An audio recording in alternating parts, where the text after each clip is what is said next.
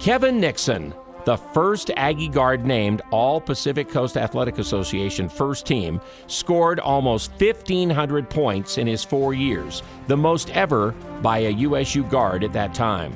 He was the team's MVP as both a junior and senior, and his final year, he made the league's All-Tournament Team when the Aggies won their first PCAA Tournament title and also the school's first ever automatic NCAA Tournament berth. Kevin Nixon still ranks 15th all-time in Aggie scoring, second in career assists, and top 10 in several other career totals. Well, my thoughts on when I got inducted into the Hall of Fame, honestly, I cried like a little baby. I was on an airplane. I was sitting in the back of the airplane and was with my basketball team. And fortunately, I was in the back because I was just boo-hoo crying. It was, just trying to take it all in. And when we got off the plane, I immediately went to my team and wanted to let them know that, hey, I'm okay, nothing's wrong with me right now, because my eyes were really red and bloodshot and swollen.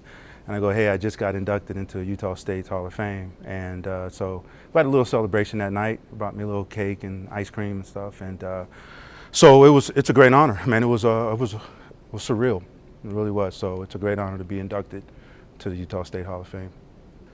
Well, my road to Utah State started when I was in high school, my senior year in high school, Rancho Cordova High School, a small suburb right out of Sacramento. And we had another player from Rancho Cordova that played here also, Mike McCullough.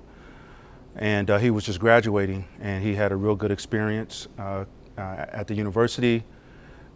He and Coach Tuller stopped by the house, talked to me and my mom, and that went a long ways. And that was some of the roads. So I was kind of following in his footsteps, somebody from my high school who also had great success at Utah State.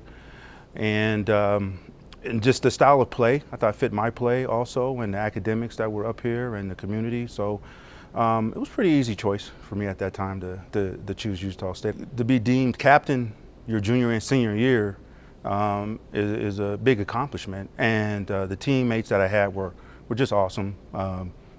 Gilbert Pete, Reed Newey, Jeff Omar Anderson, just great guys to play with and work with. And they were 100% focused like I was on basketball and just trying to play the best basketball that you can individually, but more importantly as a team.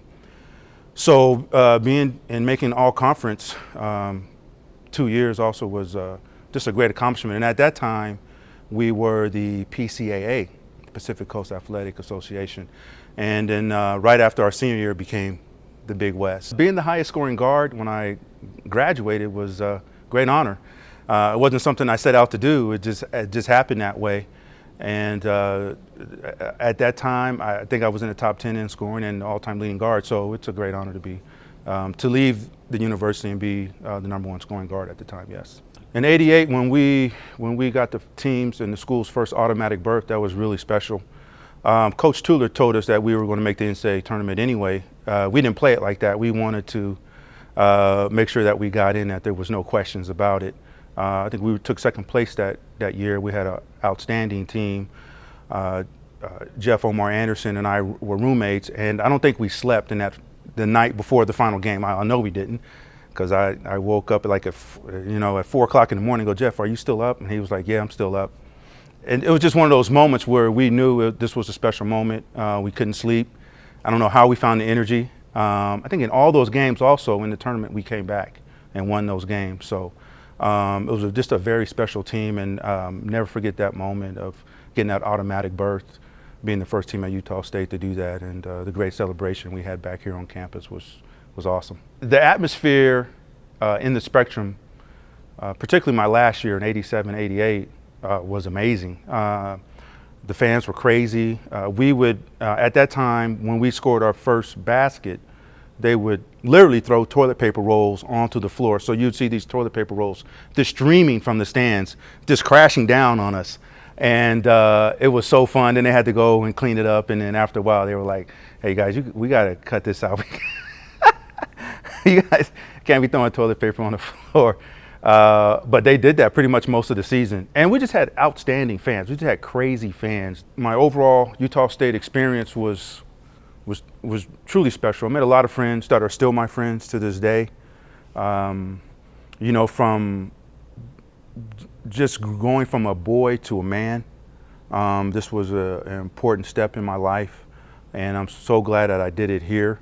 It prepared me well for the real world out there, and I was ready. So just meeting all the wonderful friends that I met then and are still friends with is truly special. And just preparing myself academically, being able to get my major in business marketing and a minor in history. I've been able to use that out in the world. I worked with 7-Eleven as a consultant. I teach government and social studies now at Bishop Gorman High School. So it prepared me in all aspects. It made me such a well-rounded person, meeting people from all over the world because it's such a diverse campus. It's just an incredible experience, you know. When you're at that, you know, your teenage years and your early 20s, I just learned a lot at that time. And just going from a boy to a man, I couldn't ask to be in a better place and prepare me for the next step in my journey. So great experience.